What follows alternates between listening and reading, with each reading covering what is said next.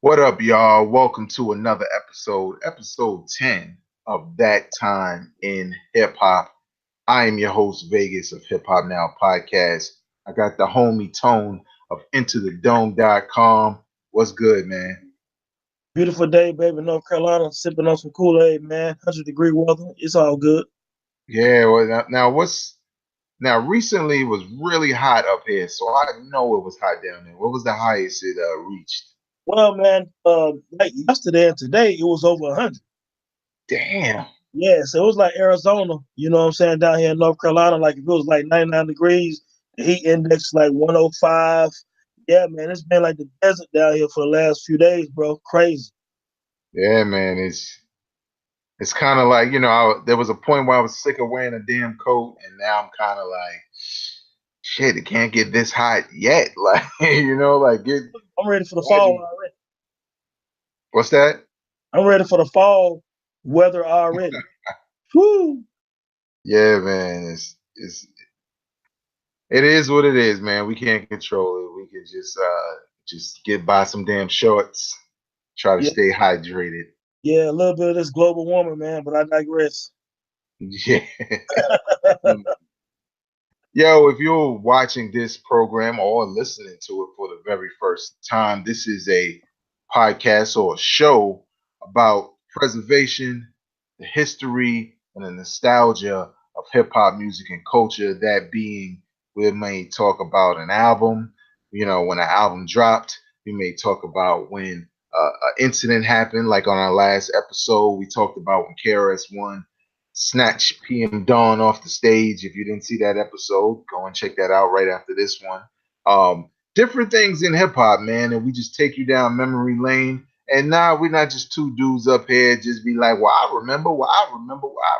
No, we got some facts. We have some perspectives, and we hope you walk away appreciating hip hop and all its forms, today. Because honestly, there's a battle, there's a war going on outside, like a certain someone said, you know what I'm saying? But please know that you can catch this podcast by subscribing, you know what I'm saying, and by following us. And definitely, if you have an opinion on anything we say here or any other video, please leave a comment, because what that does is, for one, that tells us you enjoy or maybe you dislike this podcast. But more importantly, we want to know what you think about this stuff, as opposed to it just being our opinion.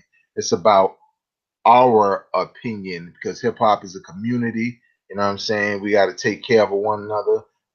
First, let me just say, even though I didn't really listen to his music, I knew the young man. You know what I'm saying? I saw all the troubles and things like that, just like with everybody else. But rest in peace to the dude. What's his name? Extension. I think that's his name. Yeah, I believe that's how you pronounce it. But I didn't follow the kid that much. But of course, he had a troubled young life. But rest in peace to him, because at the end of the day, he still had a family and people that loved him. So, trying to keep that perspective. Exactly, man. And please, hip hop heads and non hip hop heads, don't blame hip hop. You can't, because a lot of what happens, especially things like that, um, are deeply rooted in other things that have nothing to do with the music and the culture. Mhm. Uh, Unfortunately, it's the country we live in, it's the life we live, and hopefully we don't see any more young brothers going down in that way for those reasons. But moving on to that week in hip hop, or this week in hip hop, like we like to call it, where we talk about something that happened this week in hip hop and not really trying to keep it on a sad tone, but we celebrate people when they leave us. You know what I'm saying? We don't just mourn them. Sure, we wish they were still here, but we celebrate them. And this week in hip hop, a year ago, Albert Johnson, aka Prodigy of Mobb Deep, passed away. Tone, where were you? How'd you feel? How big of a Prodigy Mob Deep fan are you? Man, I was at work, man, and somebody hit me on the ticket and said, "Yo, dog, you been online?" I said, "Nah, I'm at the office." Like, man, they saying Project Mob Deep is dead. I'm like, wait, whoa, hold on for a minute, man. Let me hit you right back. I go on some sources, of course, and you see the RIP. Then I saw Nas Instagram with rest in peace to the Prodigy. And I was like, it took me back for a minute because, like I've told friends over the past year, Prodigy's death for me was like when Biggie died and when Tupac died. And I say that seriously because Prodigy and Mobb Deep are some of my favorite artists. And man, it felt like a cousin passed away, man. Just like when I turned the radio on in '97, and they playing, One More Chance. I'm like, damn, Biggie is dead, and so, or 6 months prior when I heard about Pac getting killed, and it's real. So yeah, man, I was at work, and I went on Instagram and Twitter, and it was real, and it was a sad moment for me. And just real quick, I ended up writing an article on IntoTheDome.com, Prodigy, the voice of New York, because Prodigy always had a distinct sound. He sounded like he sounded New York. He sounded hip hop. He had a very distinctive style and flavor, man. And I'll never forget about P, man. And again, I listen to my people all the time. I was just listening to the HNIC today. Like we spoke earlier, the song Veterans Memorial. Uh, Prodigy was actually showing love to all the people in his life, his grandparents and other friends who passed away. So now I'm listening to it and I'm thinking about him. And Yeah, it's a huge loss for hip hop. To me, he's one of the greatest MCs of all time. Nobody can mimic the style of Prodigy. And yeah, man, just we continue to uplift his spirit through the music, man. And what yeah, about no doubt, no doubt. And for me, it was the same thing, man. Like at work, you know what I'm saying? Just caught some of it on Twitter, but I don't really believe everything I see.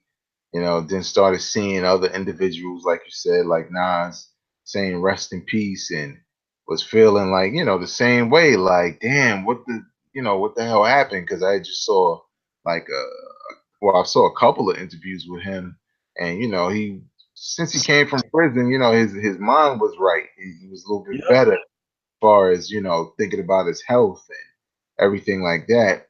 And it just didn't seem real. But one thing I learned more recently is Prodigy was 45 years old, and with sickle cell the way he has it, that's the life expectancy, which is terrible to think yeah, about that. And even though it was a combination of things, because I believe he was eating at the time he had the joint. So it yeah, was kind of like, he choked as a result. Um, but that's still the life expectancy, and that's scary. That has to be scary for someone who's living a life. And if you read his autobiography, which is highly entertaining, I don't very. know if I believe everything in it, but it is one of the most entertaining autobiographies slash books I've ever read in my life. He explains why he did and said a lot of the things he did Yeah, in his career because he felt like he was cursed. He hated the pain, what I'm saying? So it made him mad at the world and anybody who he didn't like. But regardless of that, I mean, so many classic verses from classic albums to guest appearances to songs like Right Back at You, you know what I'm saying? To having a chain piece with like a Mac 11 or Mac 10 on it or whatever. Just really an iconic dude in hip hop, one of the best MCs of all time, man. So one love to Prodigy. Rest in peace, man. Go out, support his music because that also takes care of his family. You know what I'm saying? He was creating businesses for his family out there, so we need to support his music if we really enjoyed it, like we all go on social media and say. But some of us are real hip hop fans, and we go out and support regardless. So, rest in peace, Prodigy. Um, Now we get to the point in the program, though, where we talk about the main topic at hand. And Tone, man, I got so much I have to say about this topic. yeah, I know you do. You know what I'm saying? That we might as well just get right into it, man. Tell the people what the topic is today. Man, the topic is that time in hip hop when battle rap attempted and tried to go mainstream. Yeah, Hmm. just real quick, 'cause I'm an old school aficionado of hip hop. and I'll be very brief. Battle rap has always been around the culture. And I knew for some of you newer, younger guys who start seeing it on YouTube and things of that nature, this is just uh, something that we've seen forever. You know, hip hop started in the park. People started battling, in ciphers back in the day, of course, in the Bronx, and it spread out throughout New York and the East Coast, West Coast, etc. But two guys always competed. You know what I'm saying? Whether it was two DJs at one point scratching against each other, then became a DJ and an MC. And then the MC started clowning each other and making jokes about each other's clothes and things like that. Those are the simple times of hip hop and battling until one day at Harlem World in 1982 when Busy B used to battle and win the crowd over other little local rappers, and a guy named Kumo D, some of you guys might have heard of. At the time, he was with the Treacherous Three. Um, Decided to partake in that battle, and he battle rhymed, and he pretty much destroyed Busy B, and he rhymed a different, more modern style. And then battle rap started becoming more famous, and people became more lyrical when they had opposition. And so this is the early '80s when that started. So throughout the '80s, you had battles. You had KRS One and BDP against the Juice Crew. You end up having Mo D got into another battle with LL Cool J, a young, hungry LL Cool J, who was one of the new leaders of the more modern era. And that was an interesting battle, and it led up to NWA and Ice Cube, and battling kept going on throughout the '90s until 2000s.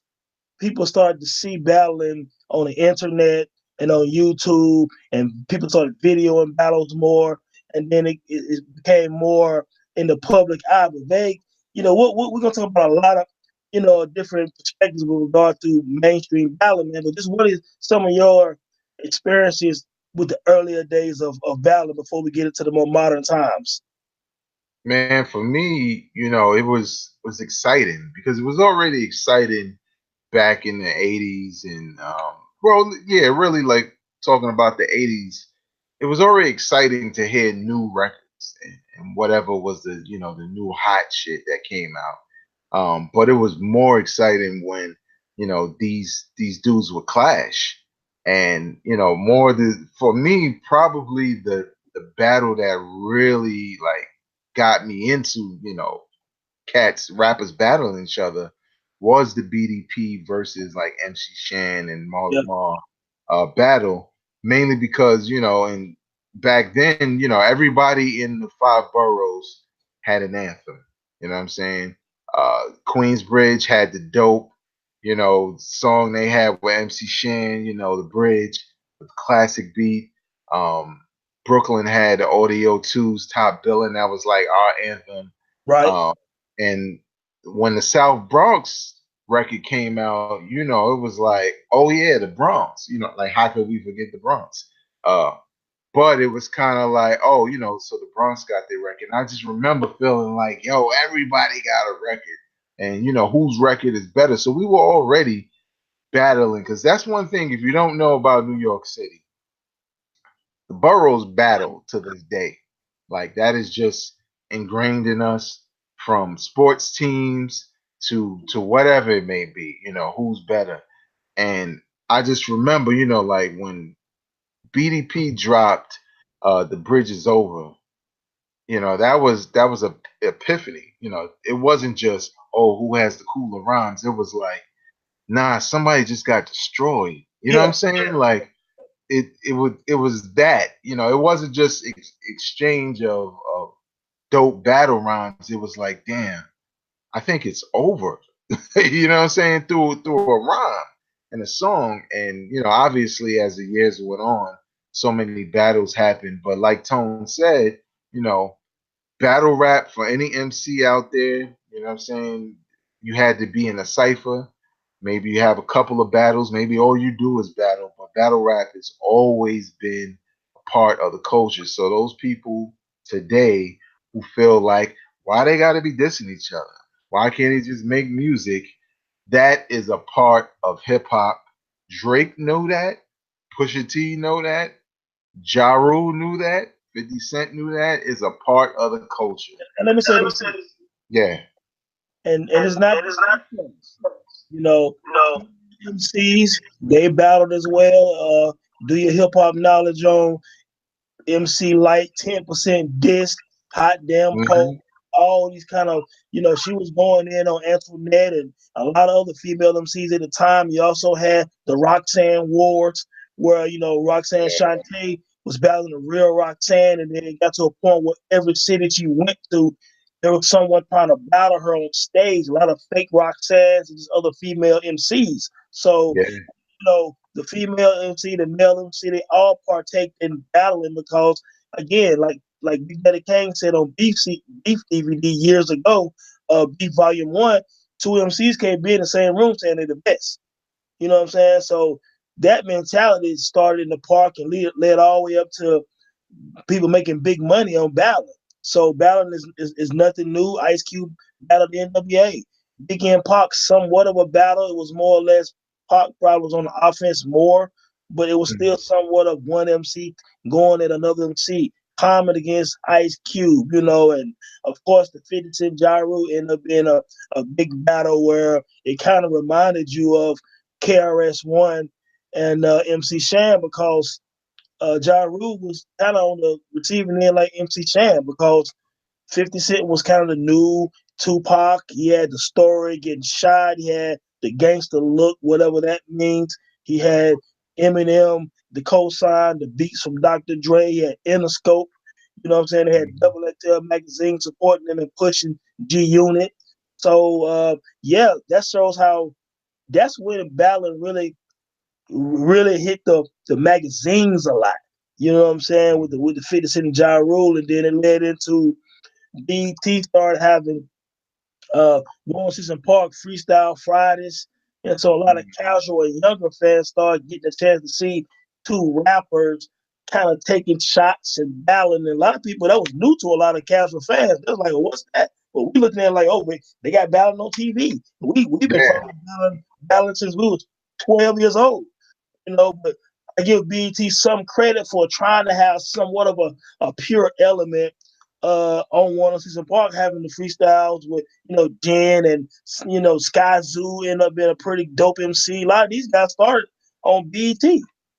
Yeah. And that's the thing, man. A lot of people don't realize that, and how that whole lineage and how it's always been there. It's always been a part of the culture. And it's funny, just like freestyling, it's always been a part of the culture. Always. We did it at Saying? school, junior high.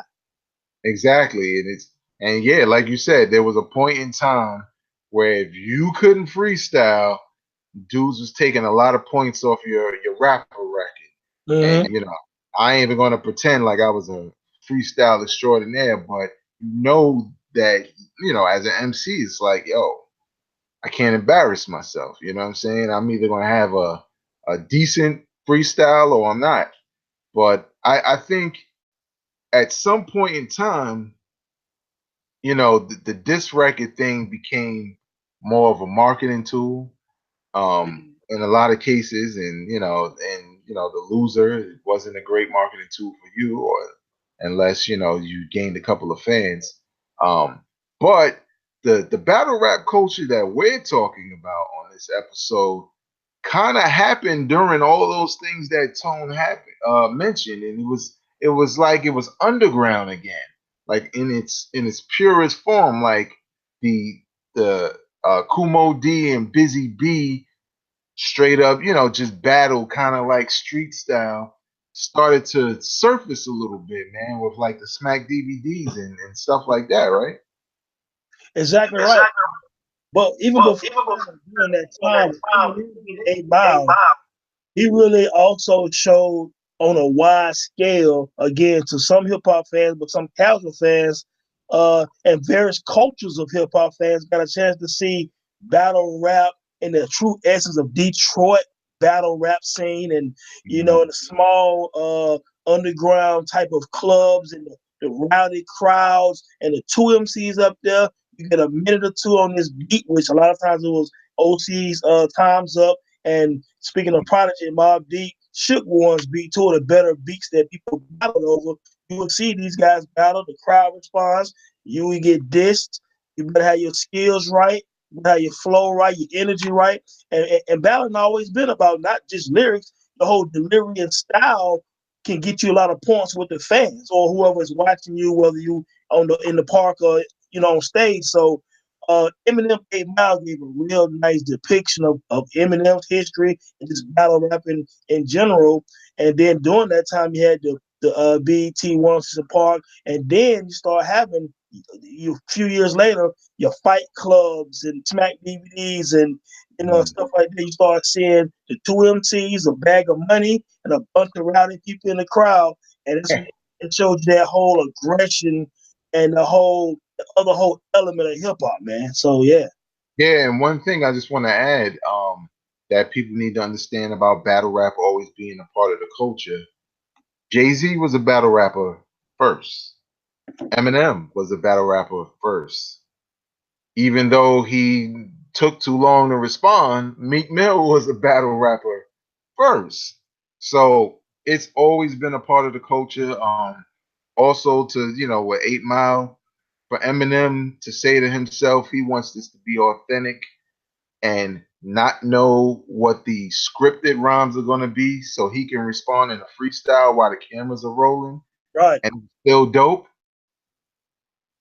Those are some of the reasons why people give certain artists the respect they do. So they may not release music now or ever again that you enjoy or want to give them props for, but trust me, they are well documented in this hip hop culture, especially the battle rap culture. Let me say one more thing too about that. Just to follow up, like, again, most of your greatest MCs at one point had no choice but to battle. What they talked about to any listeners, you see Jay-Z right now, and I'm just gonna mention Jay-Z briefly again. Before Jay-Z signed, it is on record with Dame Dash on YouTube interviews talking about he took Jay-Z around, he used to stalk LL Cool J. And then they called him outside of a club one night and battled LL Cool J. He battled, he went on up to Uptown and battled DMX. And they said the only person had a recording of that was the late great Big L. You know what I mean? He battled the Jizzle. He battled Busta Rhymes in high school. You see what I mean? We used to battle in high school in the lunchroom. You know what I mean? Jay-Z did that. You know what I mean? Big Daddy Kane used to battle. He was a battle MC. Even Biz Markie, even though Biz Markie was a funny guy, he used to go around battling people. That's how him and Big Daddy Kane became friends. He battled Big Daddy Kane. You know what I'm saying? Mm-hmm. So a lot of people don't understand that most of your great MCs had to battle. So essentially, these underground guys, they want to build a name for themselves. So you end up having people over the 2000s like Serious Jones and Jen and Loaded Lux and Hollow the Don. All these guys became street legends in battle rap because they took on challenges. Murder Mook, they took on these challenges on fight clubs and all of this stuff, and they made money. Some of them got record deals, and they pushed the battle rhyme culture forward. Yeah, and we'd be remiss if we don't mention Supernatural versus Craig G. You know what I'm saying? I've never. And you talking about off the top of the head battles, you know what I'm saying? Which is not the same as the battle rap scene you see today, which is more so, this is your opponent and y'all got 3 months, before y'all battle and you get a chance to write rhymes. Some of them be having help, you know what I'm saying, and really build schemes in advance. Whereas, like you said, the Eminem thing was spur of the moment, cameras rolling for a film, and Jay-Z traveling around battling dudes. There were even a ton of cases where dudes was basically battling to get record deals. You know what I'm saying? Like, if you was nice, cats would be like, all right, you nice? All right, I heard your little verse, now battle beans. You know what I'm saying? And battle, like Freeway and Cassidy battling each other. Just different things like that. Getting people names up off of battle rap, which is one of the reasons why people need to respect it. But let's get into the current battle rap culture and how it rose from the Smack DVDs to a point where they have leagues now. The URL League, the Ultimate Rap League. They have Mhm. King of the Dot. They have Queen of the Ring, which is the ladies. Different rap leagues that were like booming to the point where they had celebrities and people like Puff and Drake and Busta Rhymes and Jadakiss and Method Man. Like all these celebrities started coming around because they were turning on these YouTube videos and these dudes had bars, you know what I'm saying? And they were battling and it was dope, you know what I'm saying? What were you gonna say, Tom? Oh yeah, I agree 100% because a lot of the artists who became celebrities in hip hop, like your Busta Rhymes, Jadakiss, and Q-Tip, and all these guys, they admired the skills of these battle rappers. You know what I'm saying? So Puff and all of them, so they became judges in some of the events, or you would see them up in the stands, or up in the balcony, and they very excited, very hyped because these MCs that battle, they became somewhat hood celebrities. You know what I'm saying? Yeah. So a lot of the MCs wanted to be around them because it kind of still gave them some street credibility to a degree. You know what I'm saying? So yeah, they became stars, man. Anything in life where money's involved, there's a fine line between keeping authentic and almost exploiting the battle rap culture. We'll get into some of that in the show as well. So exposure is great, but it has to be done tastefully, so you don't lose some of the essence of it, man. And anytime things blow up, you can still have a situation like Joe Budden against Hollow the Don. You can have that.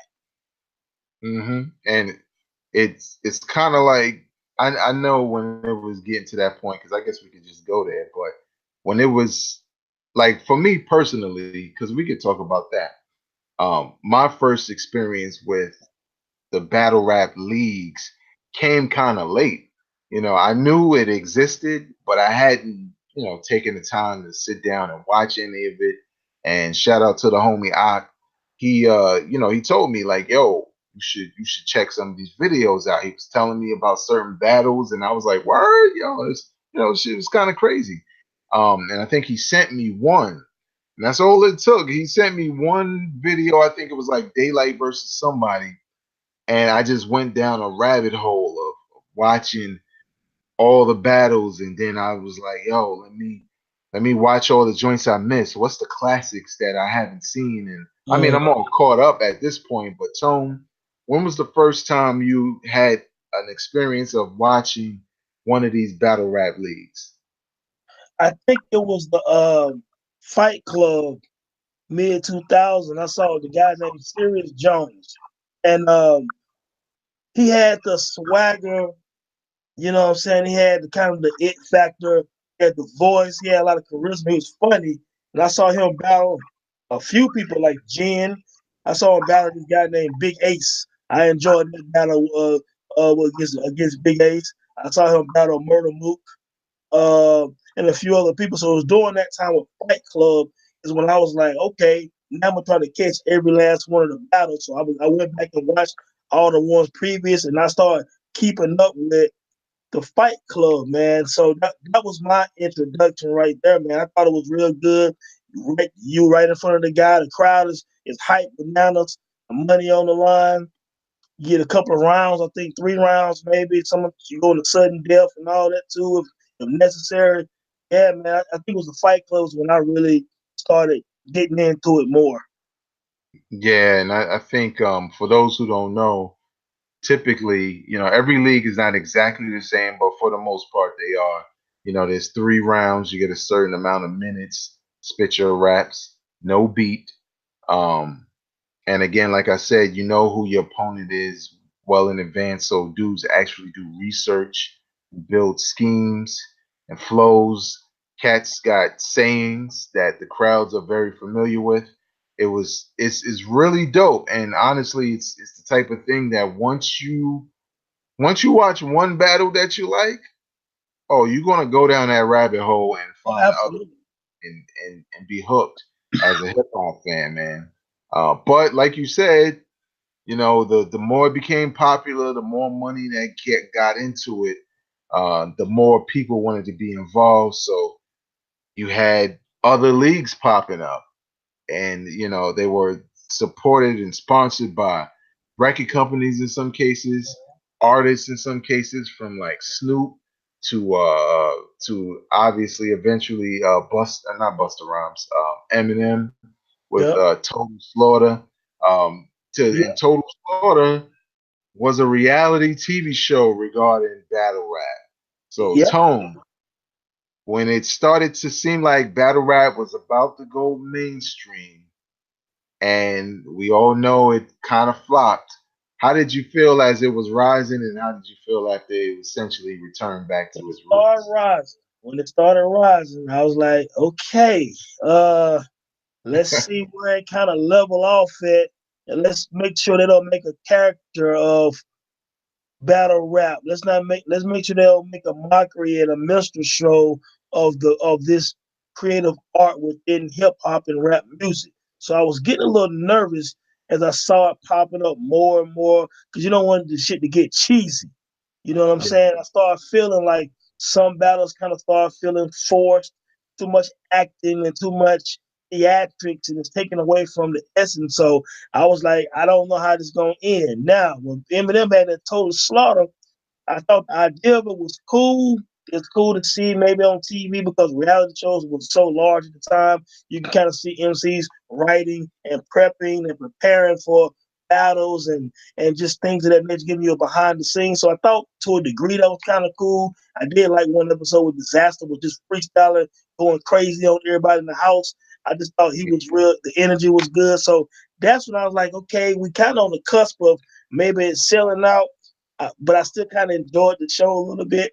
But I kind of felt like at some point it was gonna hit the wall because anything in life that goes too commercial is gonna get watered down. So that's what I thought. So once it did started to water down, and I saw the Joe Budden Hollow the Don, I think it was a pay-per-view, or you had to pay for watching the battle show or whatever.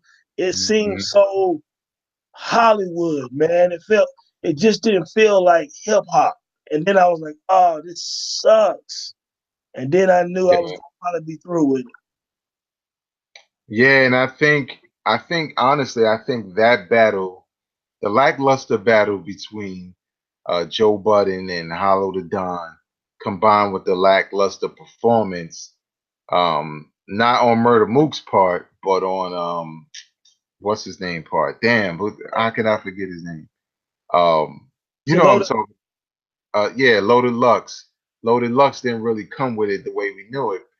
I because he think. got money and gotten his name up, and so he didn't come back that second time hungry the way Mook did. Now, of course, Loaded Lux a few years prior had put that big show on and got real popular throughout hip hop. And so I think he thought he was feeling himself. So by the time he faced Mook again, Mook was focused. And as a matter of fact, Mook did so well, he ended up killing the cipher on BET and Oh, did he? him at the end got his thing off, man. So, but that was because he was focused after all those years, and Lux became kind of like I'm commercial right now, and he got his head cut off. Yeah, and see, I think also probably more than that because of the whole card being lackluster after this buildup had a lot to do with the glamour and glitz, man. You Yep. talking about dudes who obviously didn't pop as rappers, but really dope battle rappers and made a name for themselves on the street level, making that kind of money with that kind of exposure. And now you talking about you got the eyes and ears of Eminem, and it's lights and there's a lot of money being put into this, and you just got a light shining on you brighter than ever before. And some dudes can shine in that light and it's like Murder Mook, and others fold it. You know what I'm saying? And it didn't help that, Joe Budden didn't understand how battle rap culture is today with all the stop my time stuff. So it Right. was just really, it was a bad look in that regard. But then there were other bad looks Oh God. happening, like Cannabis battling, where we're like, yeah, Cannabis and battle rap. It makes sense. This is crazy. Oh And man. so what happened with that? You can watch one of our old episodes for that on Cannabis. Yep. Also, you had really terrible matchups like Keith Murray versus Fredro Starr Terrible. over beat. And and let's just give props to at least Cassidy for who actually studied the way battle rap is now and did a decent job. You know what I'm saying? Whereas it just got to the point where it was starting to kill off what we enjoyed Yep. and what was unique about this underground culture of battle rap. But Tone, let me ask you this question: is battle rap dead now? Has it lost what it once had? Like going mainstream kind of took away from some of that. Is it the same, or is it just dying a slow death now? Okay, so no, battle rap is not dead because hip hop is not dead. So the battle rap can't die. So what happens is, okay, on the mainstream level, okay, it has dissolved somewhat and fell back into the underground, and which is fine because people that love battling, you can still go to a lot of underground clubs all over America and all over Europe, and you'll see guys face to face still rhyming, still that competitive nature cannot leave because hip hop is a competitive sport and competitive culture that would never die. So I understand anyone listening, battle rap will never die. I just saw two guys battling not too long ago, about an hour from where I stay. You know what I'm saying? So that's never going to change. It's just more or less back down to the underground to where the hip hop battle purists still enjoy the art form. So that's what it is. I think it made it. It made its run. It made its run from the underground to commercialism. A lot of guys made a good living and hopefully they invested their money and did what they had to do. Because unfortunately, most battle rappers don't turn out to be good song makers. You know what I'm saying? So most of these guys that can't make songs, they end up battle rapping.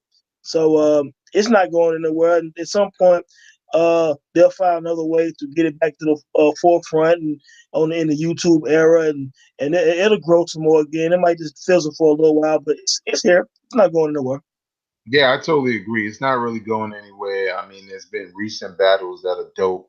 There's been a lot of people who've come up in a short amount of time and really, supplant themselves as really dope battle rappers from Tay Rock, you know what I'm saying, to Av. So many dudes that are just dope. Um, and I think it's what's really hot about it is usually when something tries to go mainstream, whether it's an artist or whatever it may be, and they polish it up a little bit too much and it kind of loses what was dope about it. I think it's dope that it was able to go right back to what it was and still be hot. You know what Yeah, I'm saying? And that's a tip of the hat to like Smack White and the dudes at King of the Dot and everybody who put together these battle rap leagues and keep them going because what matters more is the performances and the matchups. And there's been some really dope battles as of yeah. recent. Um, Now here's a question for you that I never understood. Like once I discovered the battle rap leagues and I was, my mind was blown and I was just open. I wanted to tell the world, even though most of the world already knew. But what do you say to people who are true hip hop fans who don't even watch battle rap? I mean, look, you kind of depriving yourself of certain parts of the culture, man. I mean, this is the age of information right now. Just step outside the comfort zone, go to YouTube or wherever, and type in battle rap, man, and look at other aspects of the culture, man. I think you're depriving yourself if you don't look at some old school breaking videos and Rocksteady crew and all that. If you ain't looking at some graffiti, you know, Google some graffiti images. I mean, all aspects of hip hop you should want to indulge in if you really love the culture. So yeah, man, don't deprive yourself. You don't have to be the biggest fan of battle rap, but look at a few just to understand the culture of it, and then listen to a few battle songs which are more popular MCs. Go listen to Takeover versus Ether with Daisy and Nas. Or go listen to, you know, some Common versus Cube or whatever, just so you will see that it's always been there. You can go listen to the Cool Mo D versus Busy B because after that 1982 battle in Harlem World, a tape went around. Tape went around of that because people didn't have video. It was all about people sharing tape. So you can listen to the actual tape on YouTube, and you can understand that this battle thing that Vega and I are talking about has always been here. You know what I mean? So don't deprive yourself. Go ahead and listen to a few just so you can understand the other aspects of rap music and rapping. Yeah, because it's insane, man. Because it's not only, like younger cats who may listen to a different form of rap, like trap music, but it's even older, true school cats who don't watch, who ignore it. And I've heard excuses like, well, they not rapping over a beat, and like who are these cats and things of that nature. And it's so stupid to say that because I mean it may sound silly now, but I remember the first time before I even heard Snoop on Deep Cover, I saw Dr. Dre, I saw the cassette, and I saw Dr. Dre featuring Snoop Doggy Dogg, and my first thought was like, who the fuck is Snoop Doggy Dogg? Right, What kind of name right, is, you know what I'm saying? And it wasn't until I hit play where I was like, oh, that's Snoop Doggy Dogg. right, So it's the same thing with battle rap. When you hear hip hop fans or battle rap fans talking about Murder Mook and Hollow the Don and Loaded Lux and Charlie Clips, Tay Rock, and all these dudes in the battle rap game who are considered some of the best, um, it's not for no bad reason. And just to add a little bit, and maybe it's somewhere on the internet. It might not be. I don't know. But a couple of years ago, when I was getting frustrated because I was trying to talk to other hip hop fans, and they act like battle rap wasn't battle rap. They act like it wasn't hip hop. So I wrote this blog where I said, this is the battle rap starter kit. And basically, I wrote some blurbs about why you should listen and, some of the stuff me and Tone are mentioning here. And I basically put like maybe 4 or 5 battles that are essential to you knowing not only the format, but classic battles and the players that are in the game. Because, like we mentioned in this podcast, once you watch 1 or 2 of them, you go down that rabbit hole, and you're hooked. If you're a hip hop fan. So, Tone, to kind of end this topic off, man, what's your favorite battle rap like matchup? You know what I'm saying? One, it don't even have to be the greatest of all time, but one that you really enjoy that you could see yourself watching like maybe more than once. All right, the one I like a lot, man. I actually watched again today, and it was the Grind Time battles, the Grind Time series, and it was Solomon versus Enes, and Mm, it was very entertaining, man. Enes had a lot of dope one-liners, had a lot of good energy in it, and then Solomon was straight lyrical, chopping them up, etc. I thought it was kind of a tie. It can go either way. It's kind of like watching Floyd Mayweather versus Castillo won, where each time I watch it, the other person won or it's a draw. So that's kind of where I looked at that. But yeah, man, Solomon, Iron Solomon, and Enes, man, from the Grind Time Battle Series, man. That's one of the ones that come to mind. I really enjoyed. I like, of course, the Fight Club, Big Ace versus Serious Jones. mm. And for me, it's so many battles that I like even going through my head now that I'm like, yo, that's one, that one. But I think Charlie Clips versus Tay Rock 2, only because Charlie Clips versus Tay Rock 1 was a little bit one sided. Charlie Clips was already in his bag. Tay Rock was learning. You know what I'm saying? And when he came back for that rematch, that's when it was like a clash of the styles because Mm. Tay Rock is like gun bars. You know what I'm saying? I mean, you think Pusha T can find a million ways to talk about selling coke? Tay Rock can find a million ways to talk about busting a gun and I having know, a gun. You know man. what I'm saying? And it never gets old. But Charlie Clips kind of has a fun-loving more way of approaching it. It was such a like a styles make fights type thing, and it's just one of those battles I could watch because 1 minute you watch, you like, I think Tay Rock got him this time, but then you're like, damn, Clips kind of got him. So that's kind of the fun. That's the beauty of battle rap, man. Is debating, watching the footage, and listening to the schemes and the lines and feeling the energy of the crowd, man. So if you haven't watched anything in battle rap, you have enough information from this podcast to walk away not only about the battle rap culture that exists today, but throughout the history in hip hop to just get out there and just start checking out some of that stuff. And no, we're not talking about wilding out. That's battle rapping, but it's very toned down. Okay, we talking about some really brutal in the streets story of Adidon or whatever, however you say his name. Yeah. We're talking about that kind of battle rap. But yeah, man, leave your comments in the comment section below. You battle rap fan? Anything we had to say? What is your opinion on it? Now we get to the point in the show where we recommend a album or mixtape that you should go back and listen to. And for me this week, my recommendation is Camp Lowe's Uptown Saturday Night. Oh man. Dropped in January, January 28th to be exact, of 1997. Now, Tone, I wrote an article on the anniversary of this album. I believe it's like the 15th year anniversary. I can't remember. Might be more than that now I think about it. And I remember when I was writing the article about it, because remember, this is not a, this isn't Illmatic. This isn't Ready to Die, Reasonable Doubt. This ain't Aquemini like these pillars in hip hop that we always mention. This is Camp Lowe's debut album, and it was released right between the death of Tupac and the death of Biggie.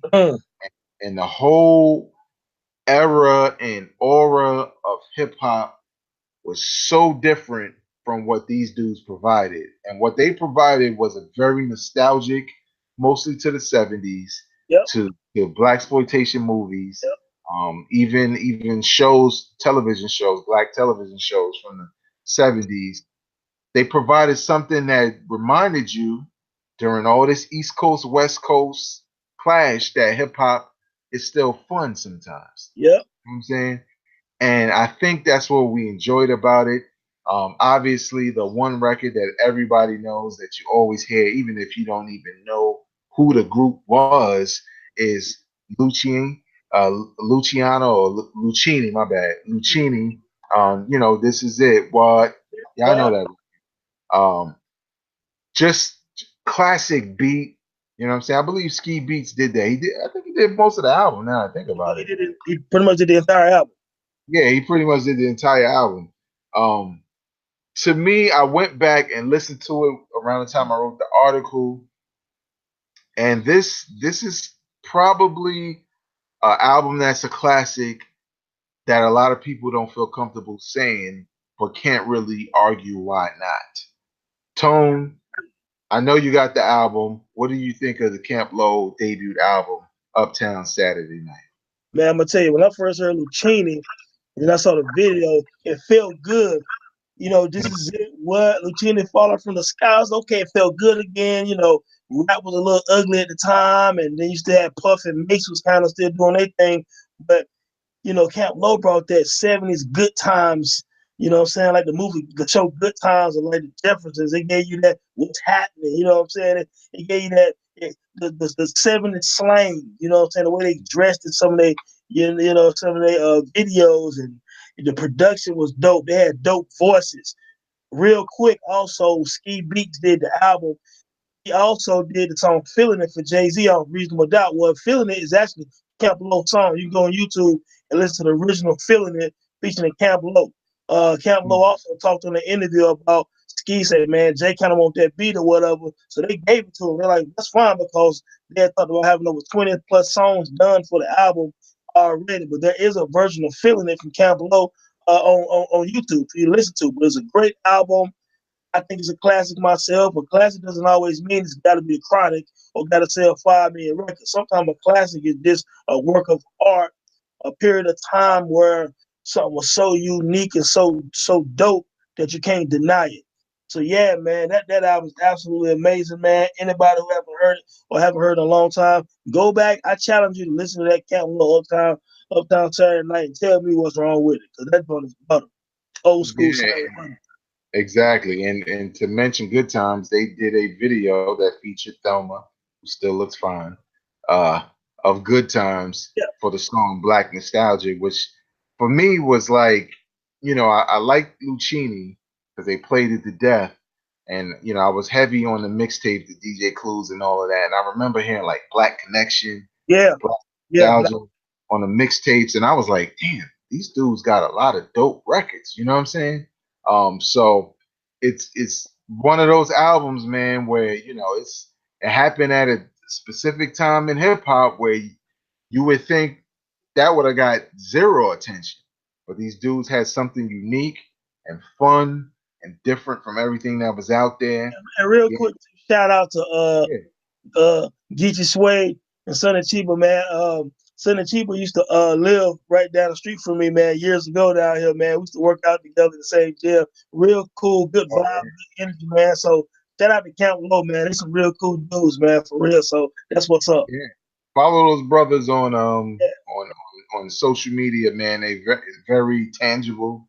Like you said, cool dudes. yep, And also, they kind of had a resurgence in recent years when they did the 80 Blocks from Tiffany, totally produced by Pete Rock. yep, I mean, caught me off guard how dope it was. And they re-released or released a like the songs that didn't make this album that were also, I believe, produced by Ski Beats. It yep. came out recently, and they had new albums. So Camp Low has a lot of music out there, but definitely go back and listen to Camp Low's Uptown Saturday Night. Tone, what's your recommendation for this week?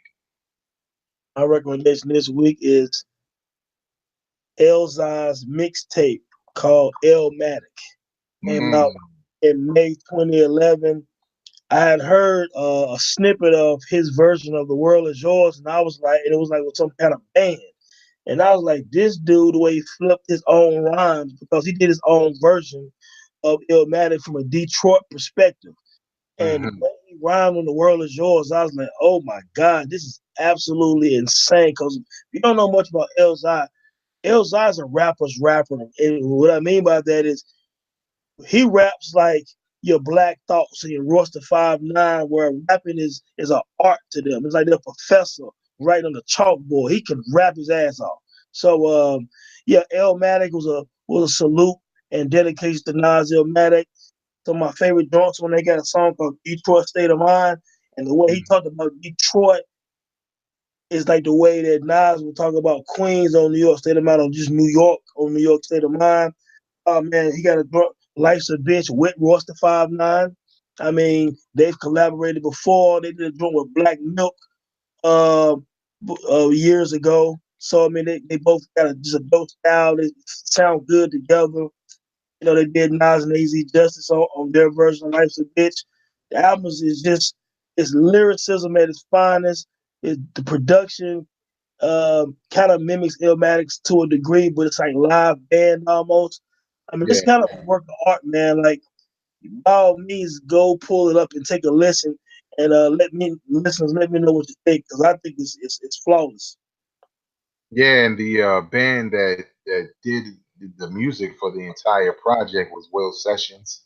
That's right. Um, No session. I actually produced the feature on them. They kind of got their name up originally playing a lot of funk beats and funk tracks, and they did a little jazz fusion. But they started to get a lot of notoriety when they started doing like hip hop beats. And what's dope about Elmatic, aside from the fact that Elzai did a hell of a job of adapting arguably the greatest hip hop album of all time, which would seem like you should not touch it whatsoever. Um, but adapting it lyrically, like you said, to Detroit, which was dope. But Will Sessions did the same thing with the beats. You know what I'm saying? Where they play it out. So in some cases, it's you hear the beat the way it sounds, just in live form. And records like Life's a Bitch play out to the sample of "Yearning for Your Love" by the Gap Band. So it's one of those things where it's not just a mixtape. It's not a fake version of Illmatic. It's an experience, and anybody who doesn't like that, maybe you can't get over the fact that it sounds like Illmatic. That's understandable, but if you don't like what you're hearing when you hear Elzai spitting and you don't hear I mean, you hear those, those instrumentals playing, those instruments, that live instrumentation playing of some of your favorite records. You dead inside, fam, as a hip hop art fan, because it's impossible. I tried to deny it until I heard it, and I was like, this is a masterpiece, and it's a free mixtape at that. So go check that out, man. Elzai, Elmatic, man. That's gonna do it for that time. If you enjoyed this podcast, not only hit the like button, leave a comment, and subscribe to this channel for more content, because we're going to do this weekly. Obviously, there's a number of episodes you can go back and check out, but more importantly, share this podcast with people you know enjoy hip hop, or maybe they got questions about hip hop and we done answered a couple. Share it with the people you know enjoy hip hop music and culture. If you want more information on not only hip hop artists, but other artists and other perspectives, you can visit enterthedome.com. That's ENTERDA.com. Did I mess that up? No, DOME. Let's try that again, y'all. ENTER, that's the do say. ENTERDADOME.com. Enterthedome.com. You can visit there. You can check out some of the articles. And also there you'll find not only the video form of this podcast, but also our audio version for some of you cats who can only really listen when you're on the commute or whatever the case may be. You can listen to the audio, man. On behalf of the homie Tone of enterthedome.com, I'm Vegas. And until next time, y'all, man, go out and support hip hop. Word. And watch battle rap. Peace.